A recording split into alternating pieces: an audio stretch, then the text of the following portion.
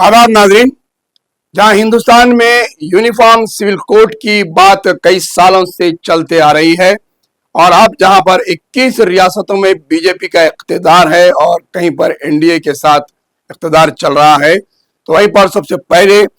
उत्तराखंड में uniform civil code लागू किया गया, फिर गुजरात में यूनिफॉर्म सिविल कोड का बिल लाया गया और अब आसाम की हुकूमत ने यूनिफॉर्म सिविल कोड का बिल लाया है और इसे पास कराने की कोशिश कर रही है।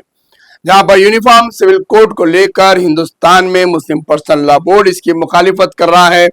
और क्रिश्चियन तबके की जानिब से भी इसकी मुखालिफत की जा रही है।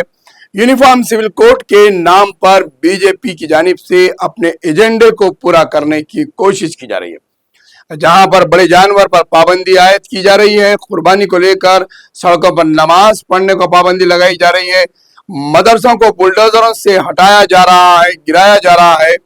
और फिर अब बात आई है यूनिफॉर्म सिविल कोड की, जहां पर 3 रियासतों में यूनिफॉर्म सिविल कोड लागू किया गया है। इसको लेकर पूरे हिंदुस्तान में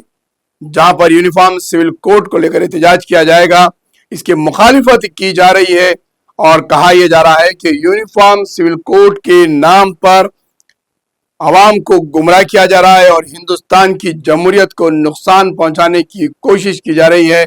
जो सेकुलरिज्म, जमहूरियत और रिपब्लिकन के नाम पर जिसका दस्तूर बनाया गया है। बहरहाल बीजेपी के हुकूमत में हर आए दिन एक नया मसला छेड़ा जाता है, जिससे आवाम का तवज्जो हटा दी जाती है उस अहम मौजू से। अब यहाँ पर नरेंद्र मोदी का जो बयान आया था फाइनेंशियल क्राइसिस पर, जहां पर पेट्रोल को कम खर्च करने, सोना ना खरीदने, बाहर के दौरे कम करने, अखराजात कम करने की बात की गई थी, फाइनेंशियल इमरजेंसी के आसार नजर आ रहे थे। वहीं पर